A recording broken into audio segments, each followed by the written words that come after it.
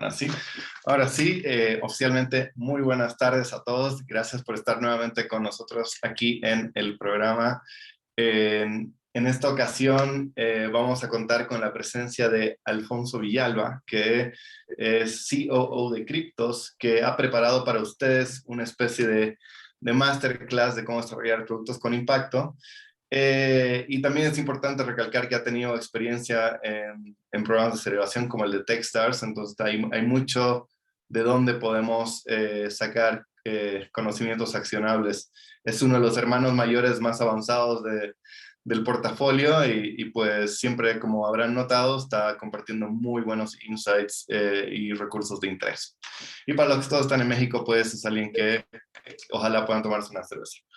Por lo pronto, para poner un poquito Alfonso en contexto, quería aprovechar de destinar 5 minutos a que cada startup pueda brevemente presentarse en lo que está, y si quiere mencionar algo de producto sería importante que lo haga, y ahí pasamos a la sesión propiamente tal. ¿Ah? Te hago una corrección nomás porque eso quedé con Carmen. Entiendo que tuvieron una sesión ya de producto con David Klein, si no estoy mal. Sí. Entonces a mí me cambió más para otro tema más como de ética y construcción en general del startup. Entonces no va a ser muy enfocado en producto, va a ser... Claro, es más impacto, ¿verdad?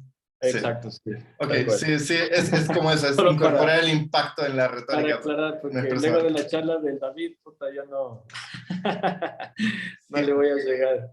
No, sí, justamente era el impacto, tal vez me expliqué mal, pero es justamente cómo entender, cómo construir todo y por qué eso es importante y la ética, pero bueno, ya Alfonso nos lo pondrá mejor en contexto. Por lo pronto, los voy a llamar uno a uno y tengan listos sus one-liners para que podamos avanzar con la sesión. Entonces, primero quiero partir con Martín, de Sabroso.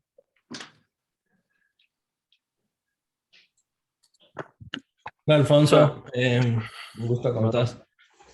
Básicamente, Sabroso, estamos digitalizando y estandarizando el catering corporativo en la TAM. Lo que estamos básicamente es nosotros estamos eliminando el uso del Excel, que usualmente es un proceso súper manual internamente en las empresas, y lo que queremos ver es cómo podemos llegar esto obviamente masivamente a empresas que tienen 1,000, 2,000 empleados, y eso es lo que estamos ahorita justo teniendo un poco de viendo cómo pulir ese producto para que esas empresas puedan usar nuestro servicio. Súper.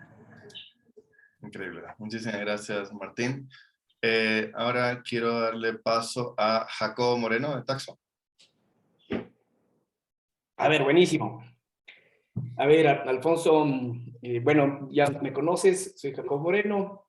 Con el David lanzamos Taxo, que es un negocio SaaS que ayuda a contadores y estudios contables a atender, a crecer en su negocio a través de una estrategia de atender de forma masiva a pequeños clientes, ¿no? Freelancers, micronegocios y profesionales, haciendo en esencia 4 cosas: recolección automática de documentos, reportes de impuestos igual automáticos, comunicación y flujo de declaración de impuestos, y por ende también finalmente tracking de obligaciones tributarias. Y como sabes, la razón por la cual nos lanzamos fue por una historia que tuvimos previa con un estudio contable propio. Así que es nuestra historia. De hecho, somos proveedores de ustedes, son nuestros clientes, así. Claro que sí. Desde Excelente, muchas gracias, Jacobo. Ahora quiero invitar a Iliana del Risco, de Vitruvian. Hola, ¿cómo estás? Soy Iliana, soy la CEO de Vitruvian, una compañía de software B2B para tiendas de ropa en línea. Ayudamos al comprador a encontrar su talla correcta con tecnología de medición virtual. ¿Muestro el producto o cómo quieres que siga? Top of mind, nomás simplemente para que entienda el estado del producto tal vez, y simplemente eso. En tu caso, menciona el impacto porque es parte de tu pitch.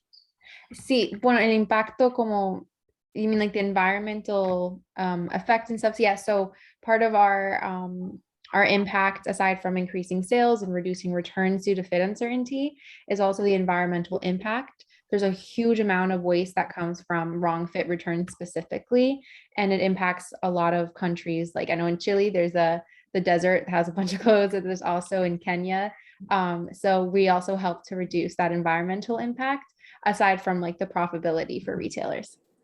Amazing. Cool. Thank you very much, Ileana. Ahora quiero invitar a Diego Rodríguez de Mox.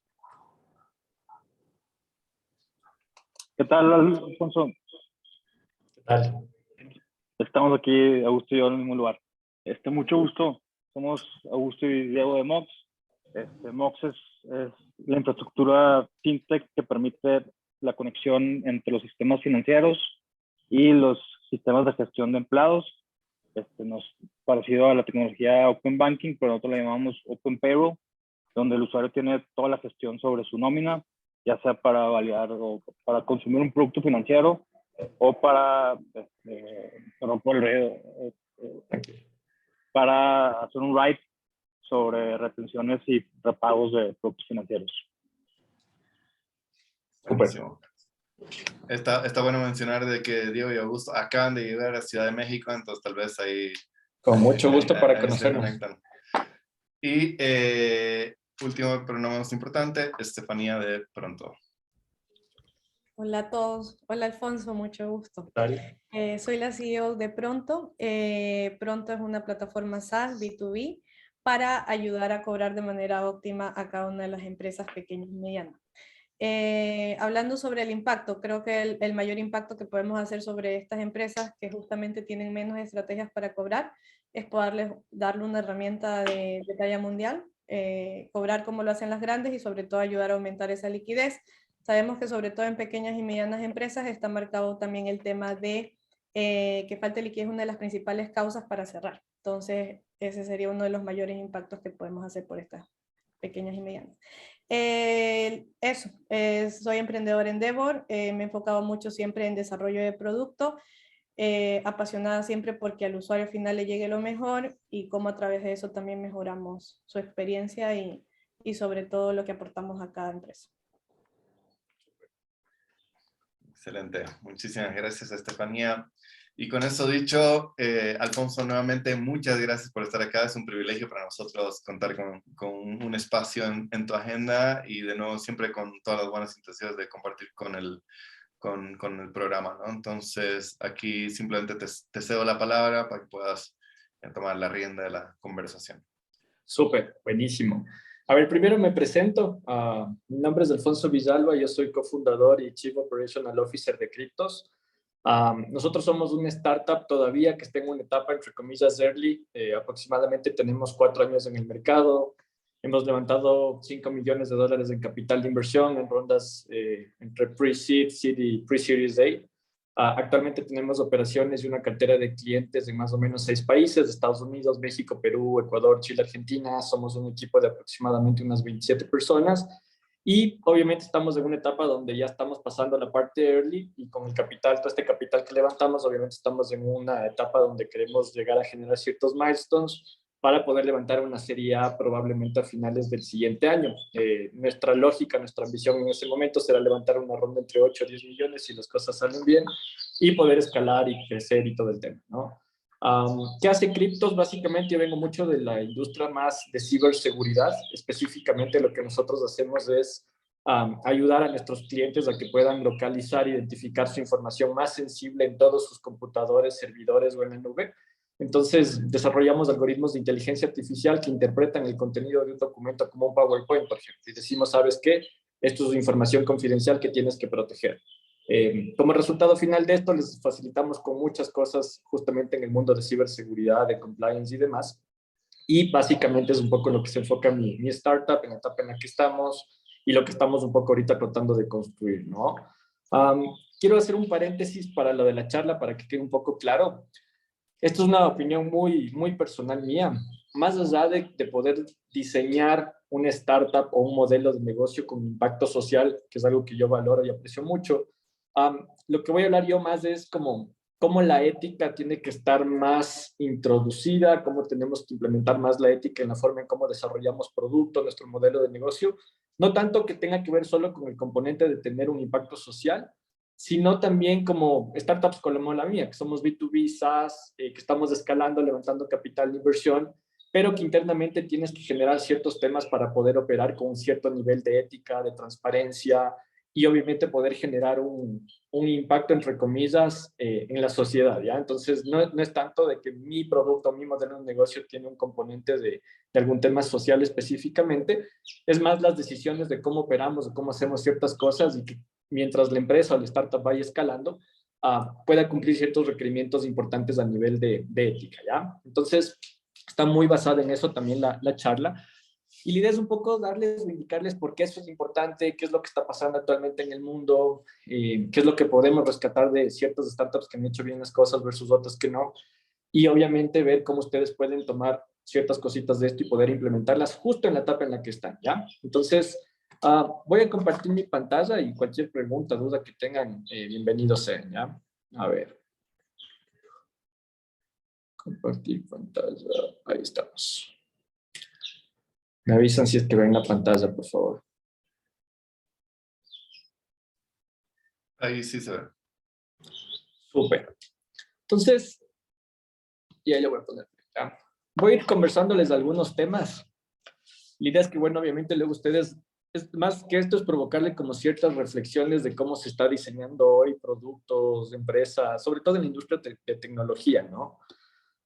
Hay un tema y por qué sale todo esto básicamente es por un libro que es justamente de la actual directora a nivel mundial de Techstars, que se llama Mael Gavet, que es una empresaria de la industria tech muy reconocida, que llegó a escalar y construir empresas tecnológicas muy grandes a nivel global.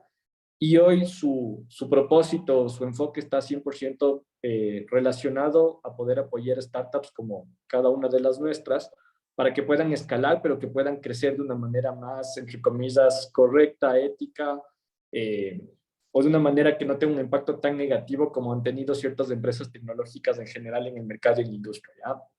Ella escribió un libro que les recomiendo mucho que lo lean, y para quienes estén aplicando a Techstars, definitivamente les van a hacer leer ese libro, porque hoy es la directora a nivel mundial de todo Techstars, que se llama Trampled by Unicorns, y es básicamente, habla justamente de los problemas éticos que tienen las empresas techs y qué tips nos da más o menos para que nosotros podamos justamente poder relacionar o corregir ciertas cosas desde un inicio cuando estamos emprendiendo en nuestros propios startups, ¿no?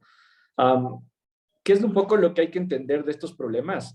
Esto tal vez ustedes ya lo conocen.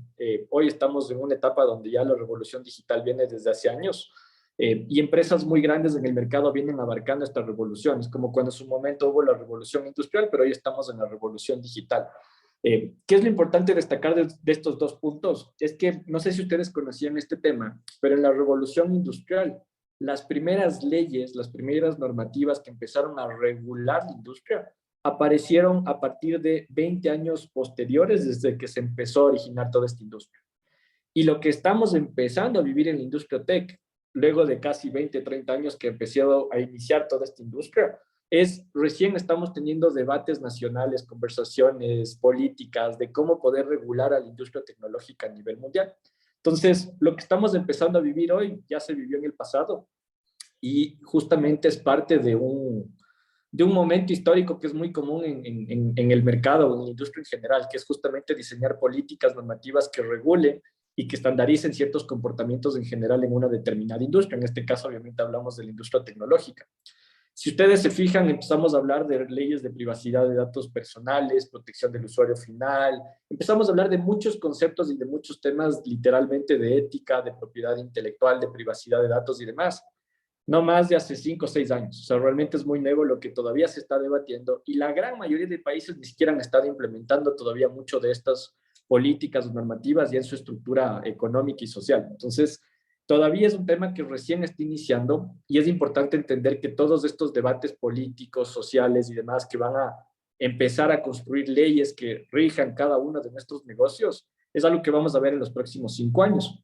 Entonces, ¿por qué doy este contexto? Porque hoy estamos recién entendiendo, luego de 20 años empiezas a entender el impacto, entre comillas, negativo que puede tener una determinada industria, y ahí es donde empiezan a surgir todos estos debates de cómo regulamos para que esto no vuelva a pasar, como pasó anteriormente cuando fue, por ejemplo, la revolución industrial. No es que en los primeros 5 o 10 años que se construyó esta industria, ya se podía cuantificar un impacto negativo y ya se decía como que diseñemos esta política, esta normativa. Eso no pasaba hasta realmente tener un tiempo mucho más largo.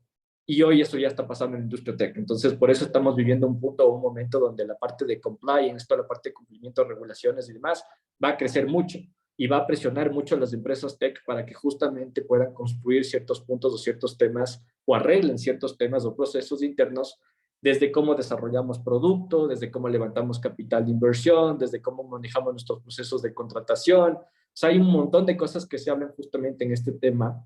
Y parte de la charla que les quiero dar hoy es un poco plantearles cuáles son los problemas más fuertes que está viviendo justamente la industria tech en el sentido del impacto negativo que está ocasionando y cuáles son un poco los tips que nosotros podemos incorporar. Esta charla es un poco atípica porque va a ser muy contrario a lo que ustedes escuchan en las otras charlas. La industria tech es la industria ganadora, es la industria de más alto crecimiento, la de mayor abonanza, la de mayor oportunidad. Es una industria que obviamente tiene muchas cosas buenas. Yo soy un amante profundo de la industria tecnológica y creo mucho que la manera en cómo uno va a traer mayor progreso a la sociedad va a venir justamente por esta industria, por la forma en cómo diseñamos productos, servicios, pero también no podemos negar que hay un impacto negativo en muchos productos, en muchos servicios y en muchas empresas que hoy por hoy existen a nivel global. Entonces, obviamente uno tiene que entrar en un balance interno, llamemos esto que sea un tema ético, que sea un tema moral, que sea un tema de conciencia, de cómo uno va construyendo ciertas cosas, ¿ya? Entonces, la idea es un poco generarles estos temas. Voy a ir topando algunos puntos que son muy importantes. Y obviamente si tienen alguna pregunta, consulta, lo vamos viendo, no sé si al final de la charla me van interrumpiendo y vamos dialogando en el proceso, ¿ya? Entonces, vamos a empezar con 3 problemas grandes, ¿ya? Que son temas que actualmente un poco no han sido resueltos al 100%, ¿ya? Por un lado, hablamos de todas estas startups, del famoso concepto de blitzscaling, ¿no es cierto? No sé si han leído todos ustedes el libro que escribió justamente Reid Hoffman, básicamente de cómo las empresas tienen que escalar de una manera súper rápida y súper escalable y de una manera que genera un impacto brutal en la economía. Pero obviamente ese crecimiento agresivo y ese crecimiento que es muy difícil de controlar, muy desmedido, tiene ciertos temas y ciertos impactos que lo pueden evaluar negativamente a lo largo del tiempo. Entonces, este libro, uno de los temas que primero se enfocan es en los monstruos de escalar, que habla justamente de estas startups estilo unicornio que tratan de crecer justamente a un ritmo tan acelerado y por manejar esa estrategia terminan generando un impacto también negativo que justamente no se dan cuenta y que no lo pueden controlar. Creo que el caso más obvio ahorita es Facebook, ¿no? Si bien es cierto, es la empresa tecnológica que en su momento fue la estrellita de la industria, la que mayor capital levantaba de alto crecimiento, y hoy es una empresa que tiene un modelo de negocio altamente juzgado y altamente presionado por reguladores, por entidades, por la competencia, por el mercado, por los usuarios. Y justamente es una empresa que tiene un caso de análisis muy interesante, porque mucha gente dice, Mark Zuckerberg es una persona mala y quiso crear una empresa mala con un impacto negativo. Y tampoco es así. Justamente este libro lo que te invita a analizar es cómo estas empresas que llegan a hacerse tan grandes y tan gigantes de la industria tech no lograron ver estos espacios de impacto negativo que fueron generando conforme iban escalando. Y esto es mucho porque todos ustedes son emprendedores, emprendedoras, y saben que cuando uno está emprendiendo, uno está 24/7 metido en el día a día. Y hay cosas que uno las prioriza como importantes y relevantes, y hay cosas chiquitas que uno las da por sentado que se van a ir arreglando en el camino. Entonces, cuando uno va escalando y va creciendo, va ejecutando y construyendo la empresa de cierta manera, pero cuando empiezas a levantar capital de inversión y empiezas a llegar a otra ronda y empiezas a ganar más mercado, muchos de esos problemitas chiquitos que nunca se solventaron o que nunca parecieron importantes empiezan a ser más grandes, ¿ya? ¿Cuáles pueden ser esos problemas? Hablemos del tema, por ejemplo, y luego vamos a ir topando este tema. Diversidad. Al inicio tú dices, necesito el mejor talento, por ejemplo. Entonces voy a contratar puro hombres. Entro acá, el 90% de mi fuerza laboral van a ser hombres y van a ser ingenieros, programadores y luego voy a empezar a implementar medidas de diversidad, de igualdad, voy a mejorar procesos de contratación. Y eso, la realidad es que cuando ustedes ya logran escalar una empresa con 100 personas, el 90% de toda su fuerza laboral probablemente van a ser hombres.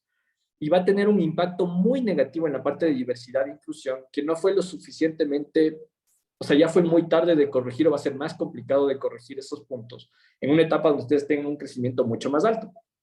Entonces, tienen que empezar a entender como cuáles son esas pequeñas cosas que uno deja de hacer al inicio y que va un poco ahí guardando en el tiempo y luego va explotando y va generando un impacto negativo. Decisiones que tomamos en el producto, cuando los que estamos en el mundo de la inteligencia artificial, cómo construimos nuestros algoritmos, cómo toma decisiones, cómo estamos entrenando ese tipo de cosas y qué decisiones tenemos. Entonces, hay muchas cosas aquí que van a influenciar al inicio, en la etapa en la que ustedes están.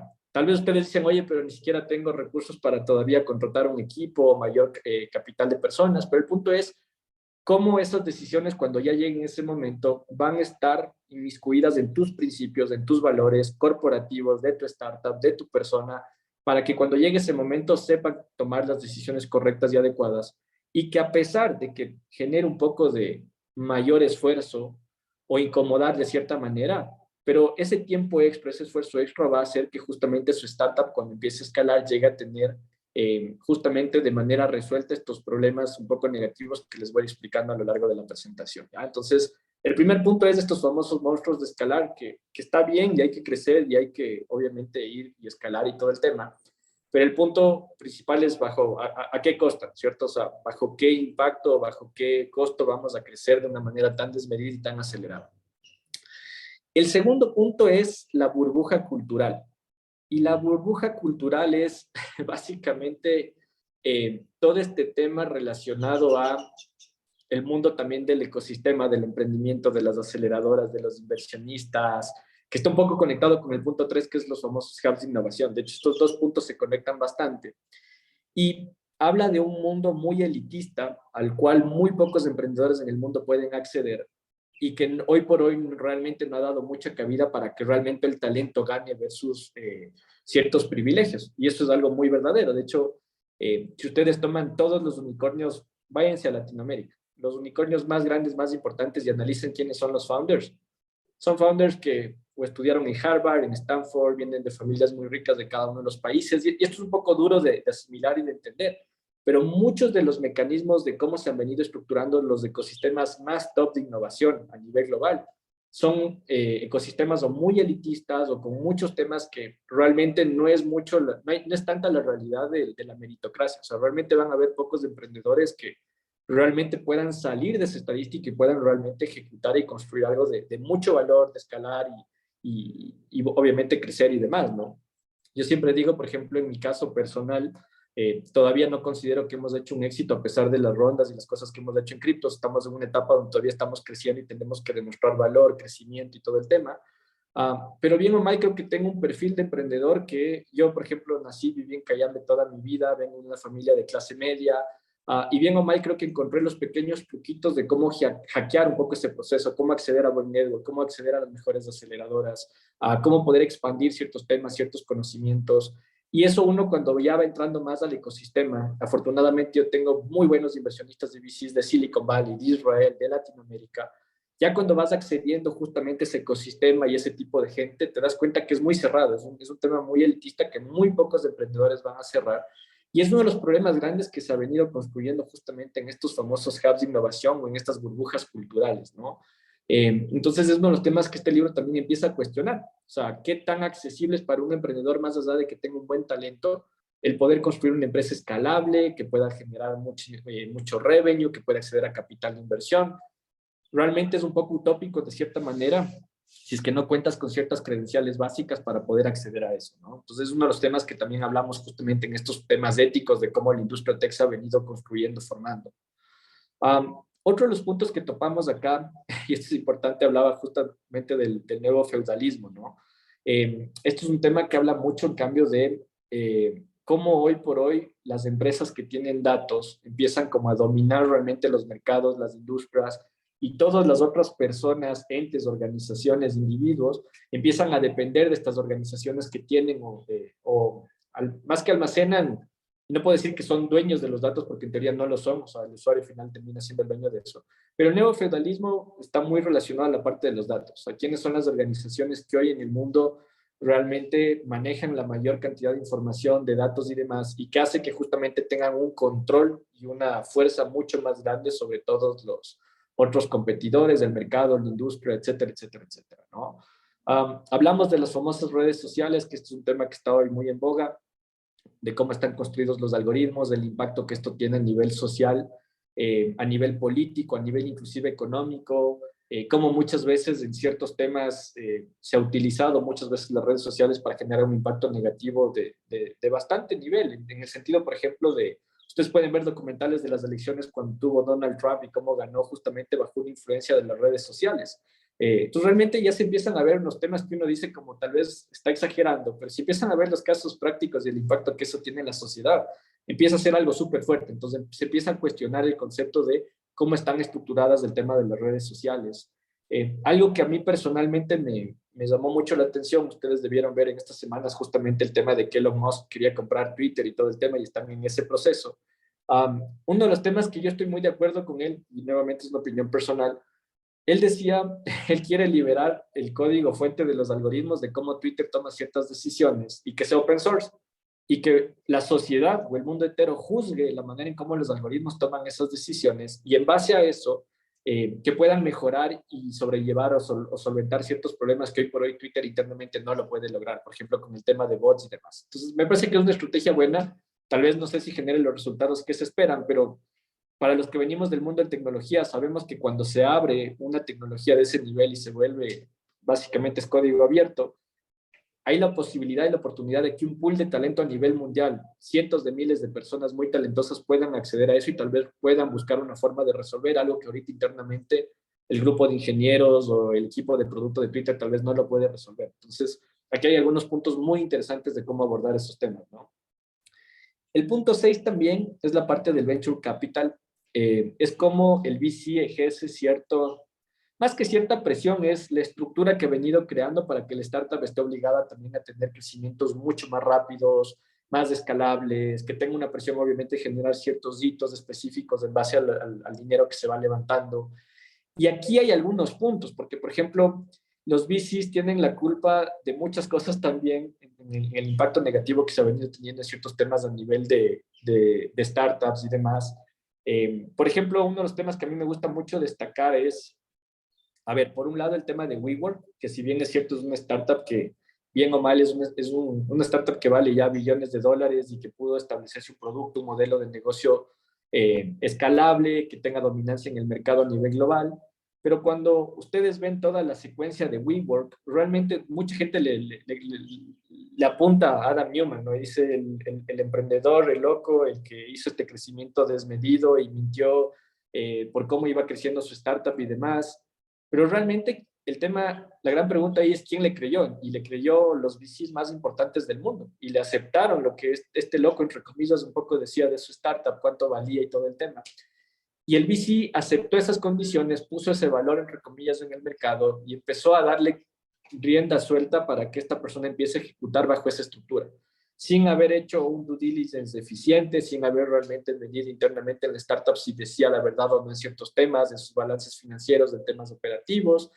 Y eso es algo que es muy cuestionable porque muchas veces los VCs no tienen un proceso, un sistema de due diligence muy eficiente. O sea, realmente, y sobre todo en las etapas iniciales, es casi creer en la palabra de lo que dice el emprendedor, el deck que uno presenta, y por ahí se lee en uno que otro documento en las carpetitas que uno arma para el due diligence, pero realmente no tienen procesos tan formales o tan bien definidos para poder ver si realmente el emprendedor o el founder está mintiendo o no con las métricas que está levantando dinero y demás. Entonces acá hay un sinnúmero de cosas de cómo el venture capital también impacta negativamente en todos estos crecimientos desmedidos, ¿no? Temas de diversidad, por ejemplo. Yo recientemente levantamos una ronda de inversión justamente, levantamos como 3.1 millones de dólares más o menos y lideró esto un VC de Estados Unidos. Y una de las métricas por las cuales levantaron en criptos fue por nuestro componente de diversidad e inclusión interna. Nosotros en la industria, por ejemplo, en términos de ciberseguridad, no sé si conocían este dato, pero menos del 20% de toda la fuerza laboral de la industria de ciberseguridad son mujeres. Y en criptos hoy por hoy ya estamos en el 43%. Nosotros a finales de este año nuestro objetivo es llegar ya al 45% y el siguiente año al 50%. Y no solo a nivel solo de distribución en general de toda la organización, sino también a nivel de inclusión con puestos de C-level, personas que toman impacto y decisiones que impactan directamente en el crecimiento del startup. Y uno de los motivos por los cuales este fondo invirtió en nosotros fue porque cumplimos justamente con esa métrica. Y ellos exigen eso en todas las startups de su portafolio. Es un fondo que tiene más de 100 millones de dólares para invertir en distintas etapas, en distintos stages. Y algo que me gustó mucho de ellos es que se tomaron el tiempo de hacer un muy buen proceso de due diligence, hablaron con clientes, evaluaron todos nuestros documentos, vieron indicadores también de inclusión, de diversidad, y fueron algunas cosas que hoy por hoy ves que ya la industria del bici se está autorregulando. Entonces, cada vez más empiezas a ver que justamente ya son temas que están apareciendo, y no se sorprendan ustedes si en la próxima ronda de inversión, cuando vayan a acceder a un venture capital, ya les empiezan a preguntar este tipo de cosas, y ustedes tienen que estar preparados, tienen que estar lo suficientemente educados para poder entender por qué eso es importante, por qué eso influye internamente en su compañía de manera positiva y por qué tienen que tenerlo bien, bien detallado, porque probablemente se les puede ir una oportunidad por no haber hecho esto desde el inicio. ¿Ya? Entonces, aquí hay algunos temas dentro del tema de Venture Capital, pero que también se aborda como un problema bastante fuerte en esto que hablamos de la industria tech, ¿no? Problema número 7, que habla mucho de este tema, es la parte de los famosos psicópatas de Silicon Valley. Y este es un tema de cómo hemos glorificado al emprendedor líder que es muy gritón, que es una persona que a veces ofende en la compañía, que presiona mucho y lleva al límite del estrés en general a la organización. El famoso Steve Jobs, ¿no? Una persona muy egocéntrica, con un carácter muy fuerte, un genio definitivamente que construyó algo muy increíble.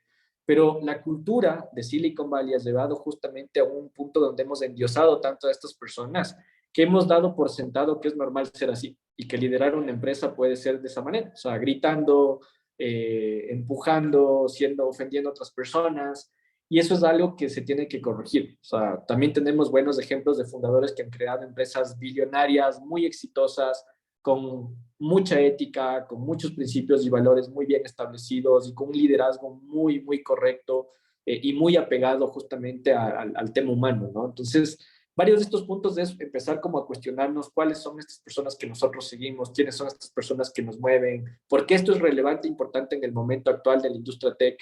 Como les digo, este es el comienzo. Esto que estamos hablando es un tema de que estamos recién empezando a experimentar, ya estamos viendo algunos de los VCs más importantes que están empezando a adoptar muchos de estos indicadores y métricas, y es importante que ustedes empiecen a educarse en estos temas, porque el rato que ustedes quieran ir a jugar a las grandes ligas y quieran levantar de los mejores VCs, de los mejores inversionistas de ángeles y quieran empezar a hacer muchas cosas que van a generar impacto en el crecimiento de sus startups, si ustedes no entienden esto y no tienen al menos un parámetro, una base para poder justificar que están construyendo una empresa ética y demás, definitivamente probablemente van a perder muchas oportunidades en este mundo. ¿Ya? Entonces, algo que recién está empezando a aparecer, esto hace 10 años no era normal, no era común, no era un estándar, y hoy estamos viendo justamente muchas medidas de por qué la industria tech tiene que irse corrigiendo, y gran parte de eso van a venir ya sea por políticas o normativas a nivel de país, van a venir ya sea por una influencia muy fuerte de otros emprendedores tecnológicos que van a ejercer como inversionistas ángeles, van a venir de Venture Capital Leaders que van a poder ejercer eso y todos los otros VCs van a seguirles las buenas prácticas que ellos van a empezar a implementar.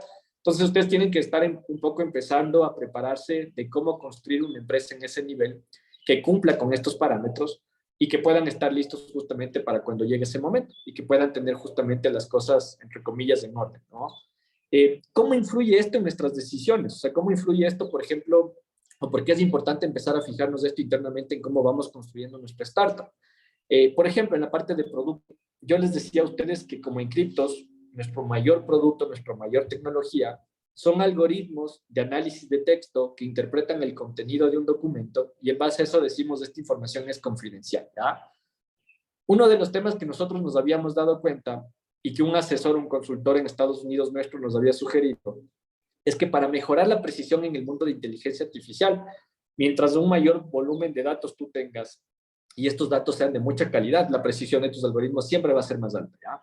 Y uno de los challenges más fuertes que tenemos en nuestra empresa es básicamente cómo acceder a un pool de datos de mucha calidad y mucho volumen constantemente que nos permitan construir y mejorar justamente nuestros algoritmos. Y una de las salidas era, para quienes no conozcan este tema, el famoso tema de la Deep Web, donde ahí se transaccionan, cuando se filtran los datos, se fuga información, cuando se transaccionan bases de documentos sensibles o lo que sea, todo eso va a la Deep Web. Y tú puedes comprar, adquirir, o a veces simplemente la información está gratis y tú puedes extraer eso. Que muchos de esos son documentos que a nosotros nos serviría para alimentar y entrenar nuestros algoritmos. Ahora, el tema ético está ahí si yo estoy combatiendo el cibercrimen y estoy consumiendo datos ilegales que fueron filtrados o que fueron robados por algún cibercriminal para poder mejorar mi producto, la pregunta es si es que lo hago o no lo hago. Entonces, ahí son justamente esas decisiones de cuáles son los principios, qué implica ética al momento de construir el producto, si es que avanzas o no avanzas. En nuestro caso decidimos no hacerlo porque nosotros tenemos una empresa que está proyectando combatir el cibercrimen, que es lo que proyecta justamente a nuestros clientes, a nuestros usuarios. Y si el día de mañana alguien se entera que yo utilizo documentos que fueron filtrados por cibercriminales para poder mejorar mi tecnología, es un poco contradictorio. Independientemente que pueda mejorar el producto, al mismo tiempo impacta negativamente en mi modelo de negocio y cómo esto va a ser apreciado justamente por mis clientes o mis usuarios. Entonces, ese es el tipo de cosas que uno tiene que ir tomando en cuenta al momento de ir desarrollando producto o ir construyendo ciertos puntos o ciertas etapas o ciertas cuestiones en la empresa, ¿ya? Entonces, a nivel de problemas hay algunos temas y acá lo que yo les invito un poco para pensar son tres cosas, ¿ya? Si pueden, sigan este centro que se llama Center for Human Technology, que es uno de los centros más importantes a nivel global de cómo se tiene que desarrollar tecnología con empatía y que podamos solventar ciertos temas muy importantes y relevantes para poder generar productos que sean escalables, pero que también obviamente tengan un impacto positivo y no solo negativo. Si pueden verse el documental en Netflix de Social Dilemma, muy importante, es un documental que realmente les va a asustar de cómo tiene impacto negativo el tema de las redes sociales. Para los que ya estén tratando de aplicar a Techstars, léanse mucho Trampled by Unicorns, un libro increíble justamente de la directora a nivel mundial de Techstars que explica todos los puntos que les acabo de dar y por qué es el trabajo nuestro como fundadores de empezar a arreglar muchos de estos problemas y por qué tenemos que asumir una responsabilidad justamente en la etapa en la que estamos de empezar a construir muchos de estos temas internamente en nuestra cultura, en nuestros valores, en nuestros principios, para que si llegamos a escalar y llegamos a crecer de la manera que esperamos, podamos cumplir justamente con un crecimiento mucho más apegado a lo ético, a lo moral, y que realmente podamos ser una startup o una empresa de ejemplo en ese sentido, ¿no? ¿Qué son los tips que les voy a ir dando muy rápidamente? Porque realmente son algunos, entonces yo les voy a compartir esta presentación para que les quede un poco. Uno de los puntos que habla mucho este libro es cómo impulsar la empatía en la cultura corporativa y la toma de decisiones, ¿ya?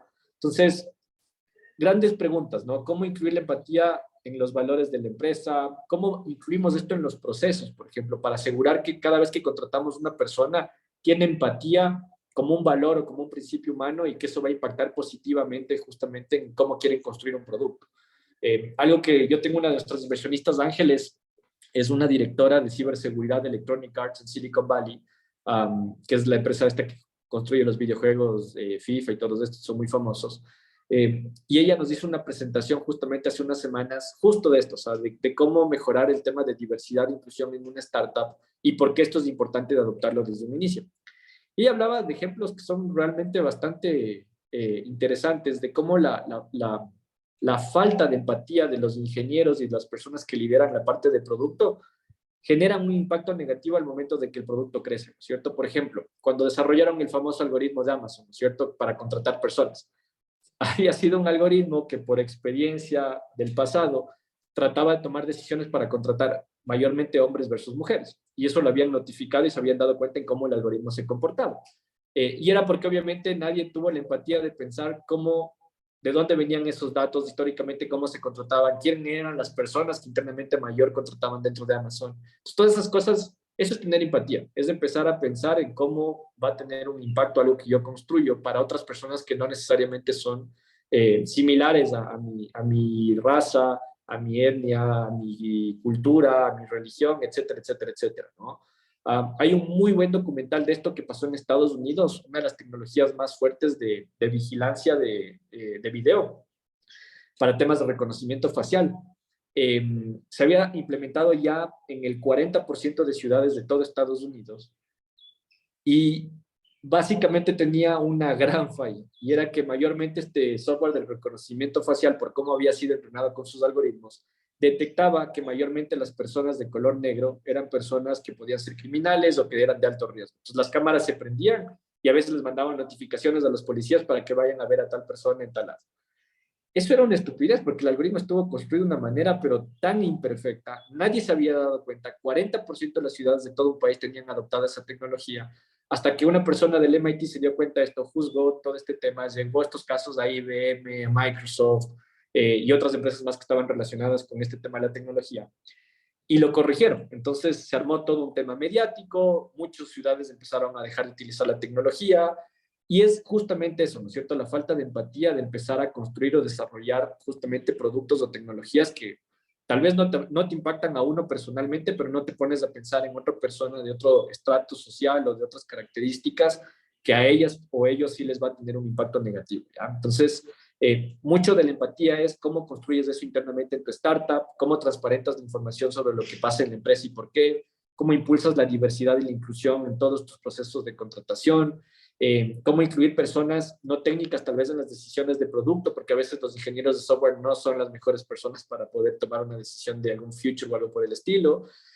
¿Cómo haces para que los ingenieros de software entiendan los problemas del cliente? A veces están muy alejados del cliente, están solamente programando.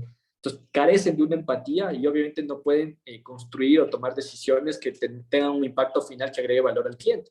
A veces eso se le delega a otras áreas u otras personas, y realmente las personas de tecnología terminan no teniendo ese conocimiento o esa comunicación que se debería tener para poder tomar decisiones o ejecutar ciertos temas, ¿no? A nivel de gobierno se hablan de otros puntos, definir reglas o normativas de diversidad en las empresas, que un país ya empiece a regular esto, imponer un porcentaje de diversidad, por ejemplo, en el board o en la junta directiva de una compañía. Entonces, ya está hablando de algunos puntos que realmente considero que son muy importantes. Hoy por hoy eso no sucede, pero son buenos puntos para tomarlos en cuenta a futuro, ¿no? Controlar la economía de vigilancia es básicamente, obviamente, todo este tema relacionado a cómo las empresas se aprovechan o explotan de cierta manera la privacidad o los datos personales de uno. Aquí entra mucho en... Yo, si les digo un resumen de esto, lo que más va es cómo construir una empresa o una startup, en este caso, con un modelo de negocio que no, fundamentalmente no se basa en esto, o sea, en la explotación de los datos privados o en la privacidad del usuario. Porque el rato que, si ya se empiezan a dar cuenta ustedes, ahorita, hoy por hoy, cada vez eso genera más bulla, tiene una mayor incidencia de reclamos, los usuarios ya lo están viendo como algo negativo, y eso está cambiando mucho. Entonces, si ahorita tu startup tiene un alto componente de eso en tu modelo de negocio, realmente hay que reevaluarlo y ver si realmente implica o tiene sentido seguir escalando un negocio de esa magnitud, ¿no? Cómo promover la transparencia y la explicabilidad en los algoritmos, lo que les contaba de Twitter, ¿no? Que me pareció algo muy importante. Cómo hacemos publicidad y marketing y cómo nos enfocamos en atraer usuarios para nuestro producto. Y eso es algo muy importante de ver cómo lo podemos ir solventando y hasta qué punto es tan ético ir tan agresivo para poder atraer usuarios, ¿no? Si ustedes ven el documental de Social Dilemma, que hay un punto que yo rescato mucho de ese documental que me parece muy interesante, es, mucha gente dice, es que antes las empresas de tabaco también tenían un marketing súper agresivo para atraer clientes y generaban, por ejemplo, no sé, cortos comerciales de personas que decían que fumar era, bueno, ya. Sí, pero aún así, por más que parecía un tema audiovisual muy atractivo, todavía el impacto que hoy tenemos para generar a nivel de datos es muy distinto. O sea, hoy cuando hacemos targeting, cuando hacemos email marketing, cuando hacemos ads, es una manera bien diferente de atraer usuarios. O sea, el impacto que se tiene acá es mucho más fuerte y por ende tiene que haber una gestión mucho más responsable. Entonces, acá hay algunos puntos que también se topan en este aspecto. Cómo nosotros también nos podemos convertir en un mejor ciudadano corporativo. Muchas empresas hablan de ya empezar a utilizar paraísos fiscales. Yo estoy en Delaware, así que no puedo decir nada ahí. Establecer beneficios básicos para todos los colaboradores. ¿Cuáles son esos beneficios básicos que deberíamos dar? En mi startup tenemos un muy buen paquete de stock options que, de acuerdo al estándar y a la industria, está muy bien. O sea, no es que es ni mejor ni peor. Realmente estamos en la parte adecuada y correcta. Desarrollar normativas y proyectos internos que promuevan, por ejemplo, mejoras en el uso de redes sociales, temas medioambientales. Esto ya son cositas para cuando ustedes vayan escalando y ya tengan un grupo de personas o colaboradores donde ya esto tiene un impacto más fuerte, ¿no? Defender los hechos es incorporar esto en su cultura, ¿no? Ya como ciudadanos personales, cómo dar de baja inmediata noticias falsas, cómo diferenciar libertad de opinión versus libertad justamente de alcanzar objetivos y adaptar. No, a ver, diferenciar libertad de opinión de libertad de alcanzar objetivos y adaptar algoritmos acordes, ¿no? Que es un tema muy importante. Una cosa es yo tengo mi propia opinión, otra cosa es me está llegando solo noticias de este mismo tema y no estoy viendo el otro. Acá, por ejemplo, uno de los temas que te recomendaba el libro que empecé a hacer yo, y nuevamente esta es una opinión muy personal mía, yo soy una persona muy de derecha, creo mucho en el capitalismo, no creo mucho en el socialismo, es mi opinión personal. Pero algo que aprendí con esto es, empecé a seguir muchas personas en mis redes sociales que contradicen todos mis pensamientos y creencias para que los algoritmos no me llenen solo de información que yo solo quiero consumir y de que yo solo quiero entender y atraer. Entonces, esto es muy importante porque a veces me disgusta leer un tweet de algún político, alguien que realmente no comparto su opinión, pero es saludable mantener esos dos contextos opuestos en el mundo en el que actualmente estamos en la parte de redes sociales. Entonces, acá hay un punto también muy importante en esto a nivel personal, ¿no? Entonces, estos temas es algunas de las cosas que ya se está empezando a debatir a nivel de políticas, de normativas, el poder excesivo de las empresas tech. Realmente hace sentido que Facebook haya adquirido Instagram, WhatsApp y que sea el monopolio completo a nivel global de redes sociales. Cómo generar mayor colaboración con gobiernos democráticos en la transparencia de los algoritmos, cómo someterse las empresas voluntariamente a auditorías, tal vez de ONGs relacionadas, por ejemplo, con temas de impacto social o medioambiental, y que evalúen si realmente lo que estamos haciendo internamente genera un impacto negativo o positivo. Entonces, acá hay muchas cosas que tienen alto impacto, que son muy cuestionables, ojo, o sea, son muy debatibles.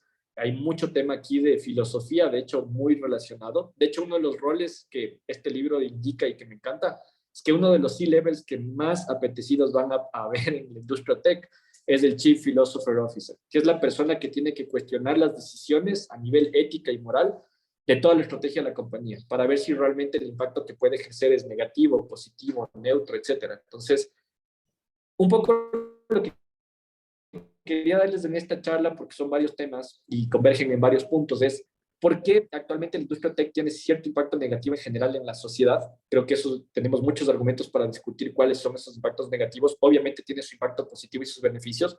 Por otro lado, como emprendedores, qué responsabilidad tenemos de construir nuestras startups, nuestros productos, nuestros servicios y qué buenas prácticas podemos influir en nuestro modelo de negocio y en nuestros procesos internos para desarrollar tecnología. Y finalmente, algunos tips que les voy a dejar acá, que les voy a compartir de qué pueden hacer ustedes internamente para poder también ayudar un poco en esta pelea ética y moral en la industria tech, ¿no? ¿Qué tipo de plugins o add-ons pueden utilizar? ¿Cómo pueden apoyar para diversificar más el poder de estas empresas grandes? En fin, un sinnúmero de cosas que considero que yo básicamente las aplico mucho tecnológicamente en mis dispositivos, en mis aplicaciones y demás. Y obviamente esperar que esto les agregue un poco de valor en lo que están construyendo, ¿no? No era una charla estratégica de cómo escalar, cómo construir un mejor producto, cómo crecer en ventas, cómo levantar capital de inversión. Es un poco más una charla más chill para un poco cuestionarnos y ver qué decisiones estamos tomando actualmente, en cómo estamos construyendo nuestras startups. Si nos va bien y tenemos éxito y levantan rondas gigantescas y construyen empresas escalables, ¿cómo va a crecer esa empresa? ¿Cómo va a ser la cultura, los principios, los valores? ¿Cómo van a tomar decisiones de esas personas cuando ustedes no estén ahí al lado viendo si están haciendo lo correcto o no lo correcto? ¿Cómo filtran eso? ¿Cuál es el impacto final que va a tener su solución? Y un poco que puedan cuestionarse eso internamente y que puedan incorporar estos libros, este conocimiento y ver si les hace de utilidad. A mí realmente ha sido un tema que me ha gustado mucho, me ha agregado mucho valor. He cambiado mucho la forma en cómo pienso, en cómo construyo la tecnología, cómo construyo criptos, cómo contrato gente, qué indicadores también son importantes más allá de los indicadores de monetarios, económicos y demás. Y obviamente es qué tanto de esto pueden rescatar e implementarlo o incorporarlo en sus startups, ¿no? Entonces, creo que acabé con las justas, quedaron unos 10 minutitos.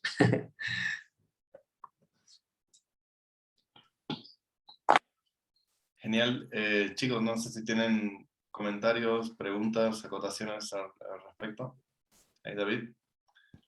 Yo, muchas gracias, Alfonso, pues te conozco y sé cómo eres, así que me encanta escucharte y que nos des todos estos tips súper valiosos. Nuestro caso personal, nosotros manejamos mucha data, ¿no? De cliente y en algún futuro, ¿no? Así me maten, ¿no? Algunos por aquí de buen trip, sí vamos a hacer una fintech, ¿no? Y ese es el futuro de la fintech y empezar a hacer ciertas cuentas fintech con toda la capacidad de clientes que podemos generar y sabiendo específicamente cuánto ganan, cuánto gastan, etcétera, etcétera, etcétera, que lo hemos conversado. ¿Qué pasa esa línea ética para ti? ¿Éticamente se puede usar esa información? Alguna vez un mentor nos decía, oye, en el términos y condiciones tienes que decir que La Claro. información no es nuestra, que pasa por nuestros algoritmos, ¿no? Y que la información es tuya. Es decir, yo no necesito tu información, pero sí necesito que pase por mis algoritmos. ¿Qué pasa en el tema ético con todo lo que tú sabes sobre este tema puntual de datos, que todos vamos a tener datos, ¿no?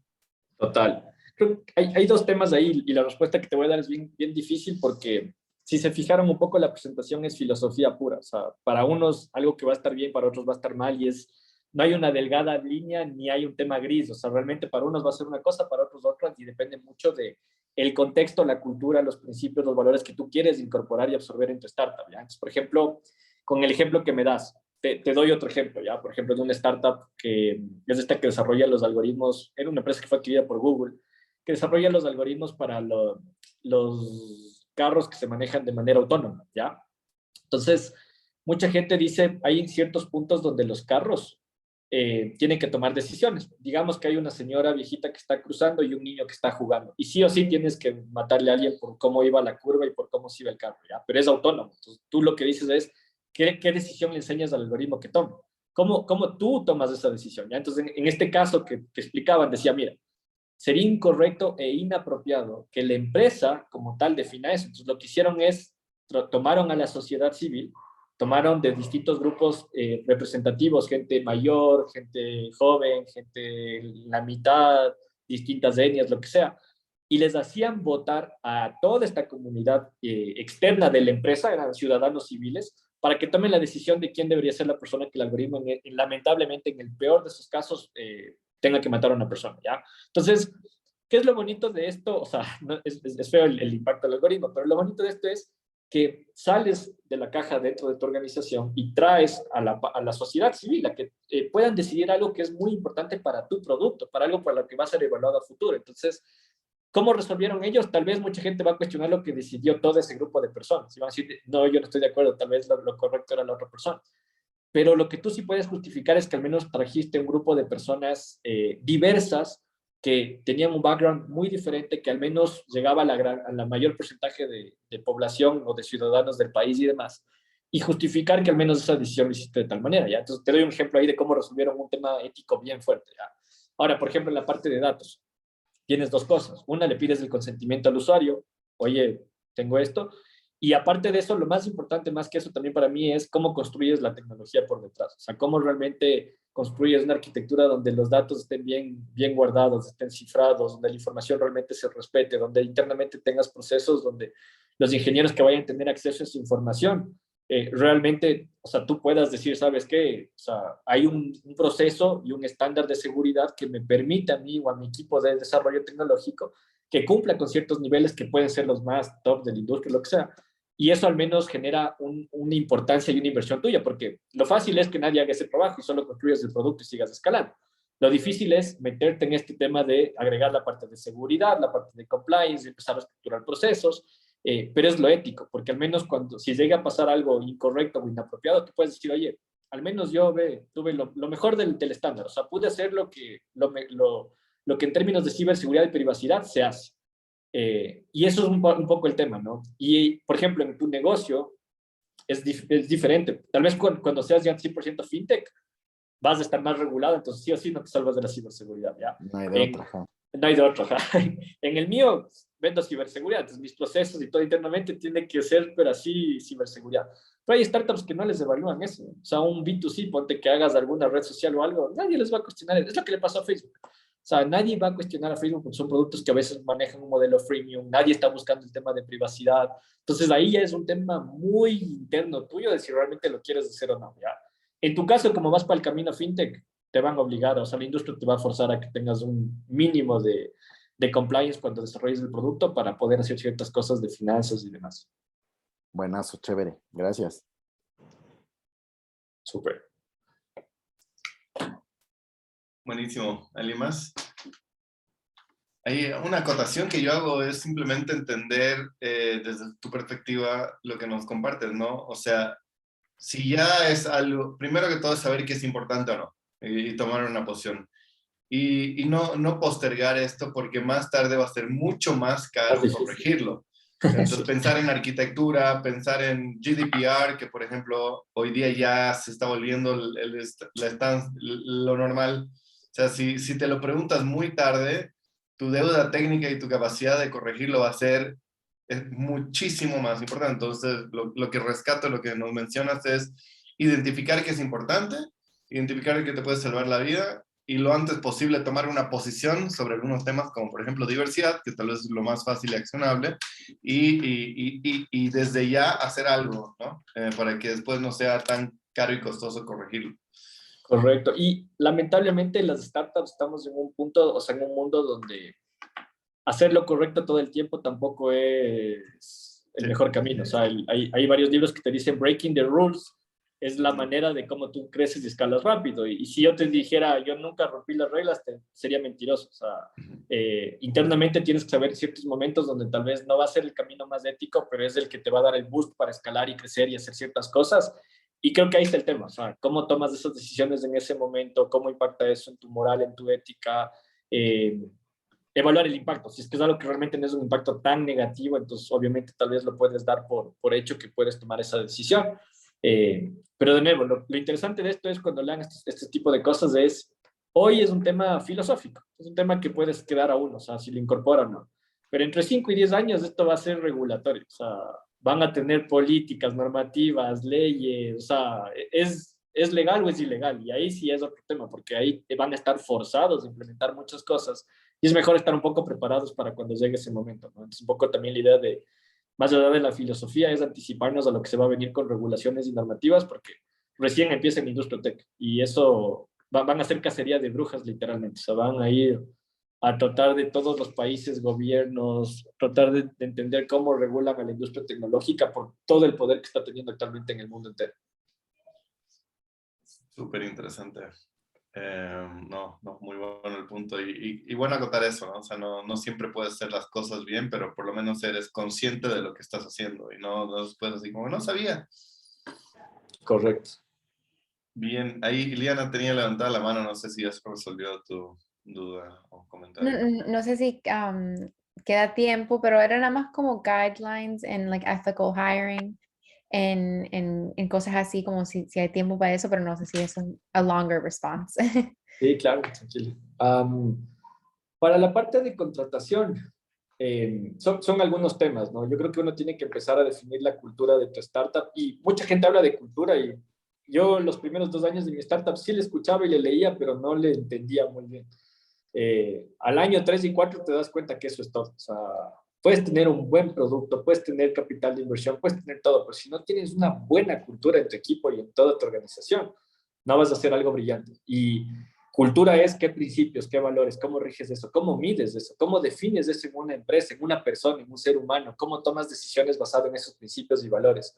Y cuando hagas hiring es cómo llevas eso al filtro. O sea, porque si tú, perdón la expresión, si metes basura, hijo de madre, eso se te contamina adentro, o sea, y puede generarte un montón de problemas internos, pero bien fuertes. Entonces es cómo traes no solo el talento, sino la persona con los principios y los valores adecuados para tu cultura, para que haga fit con el tipo de personas que tienes internamente.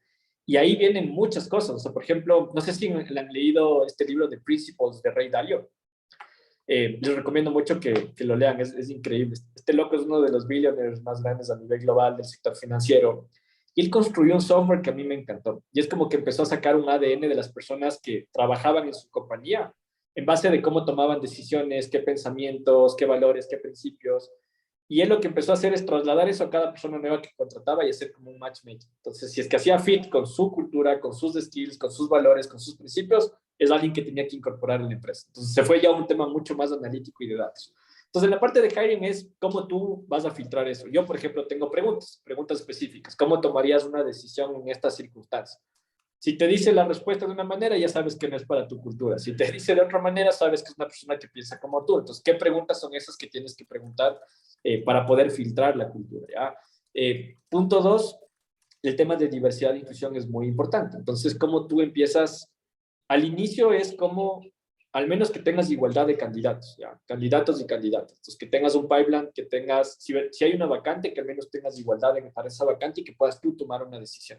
Pero asegurarte que hay un esfuerzo en eso. Por ejemplo, hoy con mis agencias, cuando yo hago algún tema de recruitment, que ahorita está más complicado en el tema tech en Latinoamérica, les dices a las agencias, a ver, yo estoy buscando este rol, tienes que llegar con 4 perfiles que sean masculinos, 4 femeninos, etcétera, etcétera, y que yo tomaré la decisión final, pero tu esfuerzo es que tú puedas llegar con esto en el pack. Entonces empiezas a regular a tus proveedores. Entonces, son varios temas que tú tienes que ir evaluando ahí de cómo vas tomando ciertas decisiones, en cómo filtras a alguien que haga fit con la cultura, qué indicadores también son importantes para ti, ¿no es cierto? Y quieras cumplir en la parte de contratación.